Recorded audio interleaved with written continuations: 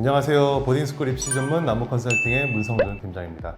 여름방학이 시작되는 6월 초 탑보딩스쿨 입학을 희망하는 많은 학생들이 입시에 필요한 SSAT와 TOEFL 이 점수들을 올리기 위한 준비를 시작을 하고 있습니다. 그러나 힘들게 노력해서 얻은 이 SSAT 95%과 TOEFL 110점이 넘는 점수를 갖고도 어떤 학생들은 합격하고 어떤 학생들은 탈락하죠. 세계에서 가장 훌륭한 아이들이 지원하는 이 보딩스쿨 입시, 또 특히 엔도버, 초트, 엑시럴 같은 탑보딩스쿨 입시에서 유의미한 차이를 만드는 것은 바로 체계적인 입시 전략입니다. 노력을 결과로 바꾸는 입시 전략, 구체적으로 어떤 방향성으로 접근해야 할지 알아보도록 하겠습니다. 첫 번째로 핵심 키워드 설정하기입니다. 입시 전략의 첫걸음은 나만의 핵심 키워드 설정입니다. 이 키워드는 학생의 활동, 관심사, 성격, 가치관을 관통하는 하나의 중심축이자 입학사정관이 해당 학생을 기억하게 만드는 정체성입니다. 예컨대 문제 상황에서 적극적으로 해결책을 찾아온 학생이라면 Problem Solver, 예술과 기술을 넘나들며 새로운 시도를 즐겨온 학생이라면 Creative Thinker,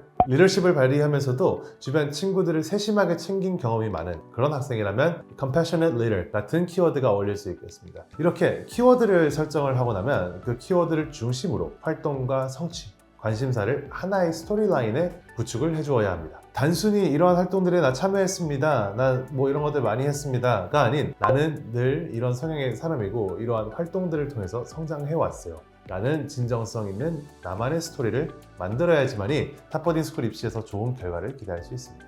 두 번째로 활동의 연결고리 만들기입니다. 특별한 전략 없이 보딩스쿨 입시를 준비하는 학생들이 많이 하는 큰 실수가 바로 자신의 활동을 이력서식으로 나열하는 것입니다. 보딩스쿨, 특히 높은 순위의 보딩들, 입학사정관들은 활동 리스트 속에서 학생의 맥락과 방향성을 보고 싶어하고, 그래서 중요한 것이 활동 간의 연결고리를 만드는 것입니다. 예를 들어서 다양한 토론대회에 참가했고 지역 사회 봉사도 열심히 했으며 교내 모의 UN 동아리에 참가하고 있는 학생이 있다고 가정해 봅시다. 그 각각을 따로 나열하면 그냥 활동 많은 학생일 뿐입니다. 그런데 이제 이 활동들을 사회적 이슈에 대한 깊은 고민과 해결 의지를 가진 글로벌 리더형 학생이라는 메시지로 묶어낼 수만 있다면 활동 하나하나가 목적이 있는 여정으로 바뀌게 되죠. 이 핵심 메시지를 에세이뿐 아닌 추천서, 인터뷰, 포트폴리오에까지 녹여내서 일관성 있는 스토리를 만들어내야 보딩스쿨 원서가 진정성과 비로소 설득력을 갖추게 됩니다.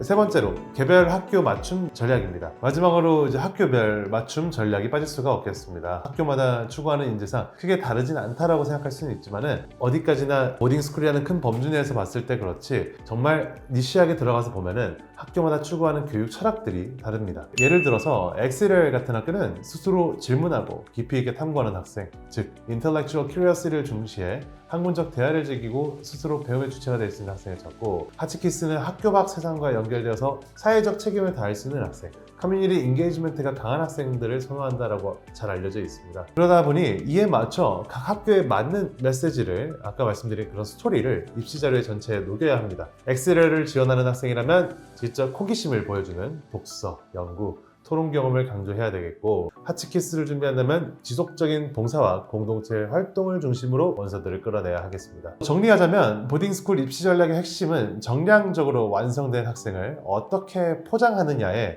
달려 있습니다. 학생 하나하나의 성향, 활동, 관심 분야를 분석을 해서 앞서 말씀드린 것과 같이 본인만의 전략, 본인만의 이야기를 설계하는 것, 그리고 그 이야기를 통해 각 학교에 맞는 방향성으로 입학사정관들을 효과적으로 설득하는 것, 바로 이것이 탑보딩스쿨 입시 전략의 핵심입니다. 그럼 구체적으로 이 실제 입시 사례들을 통해 보딩스쿨 입시 전략의 중요성을 한번 살펴보겠습니다. 이 한 학생은 남무 컨설팅에서 컨설팅을 받기 전에 스스로 입시를 한번 진행했던 학생입니다. 학업 성적도 뛰어났고 다양한 교내 활동에도 참여를 했고, 무엇보다 많은 노력 끝에 SSAT와 TOEFL도 각각 95%에 105점 이상의 성적을 받아내온 학생입니다. 하지만 해당 입시 사이클의 결과가 만족스럽지 못했기 때문에 저희에게 입시 문의를 주셨겠죠. 이 학생은 에세이와 인터뷰에서 자신의 활동과 가치관, 아무런 연결고리 없이 단편적으로 레주메처럼 나열을 했다고 말했습니다. 뛰어난 성적에도 불구하고 가장 가고 싶었던 학교들 다 웨이트리스트라는 결과를 받았습니다. 그리고 다음 연도 입시에서 새로운 학년에 맞게 새로 응시한 SSAT 점수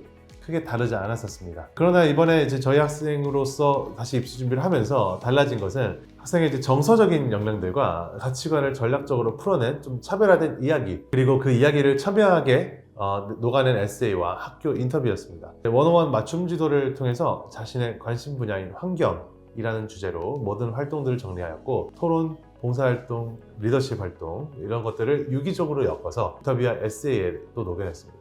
작년과 다른 차별화된 입시 전략을 통해 해당 학생은 꿈에 그리던 학교에서 또 합격증을 받아낼 수 있었습니다. SSAT와 TOEFL 같은 정량적인 요소들은 탑보딩 스쿨 합격의 시작일 뿐 당락을 결정짓는 것이 바로 차별화된 입시 전략일 텐데 같은 점수를 갖고도 다른 결과를 만드는 이 차별화 전략 그 시작은 학생을 하나의 브랜드로 설계하는 것입니다. 지금부터도 늦지 않았죠? 이번 여름부터 점수 준비만큼 중요한 차별화된 입시 전략 준비 시작하셔야겠습니다. 더 많은 입시 전략 정보가 궁금하시다면 나무 컨설팅 홈페이지를 참고하시거나 나무 컨설팅이 진행하는 6월 보딩스쿨 입시 설명회 신청해 주셔서 알아보실 수 있고요. 입시 결과를 바꾸는 우리 탑보딩스쿨 입시 컨설팅 저희가 함께 만들어 드리도록 할 테니 많은 관심 부탁드리겠습니다. 감사합니다.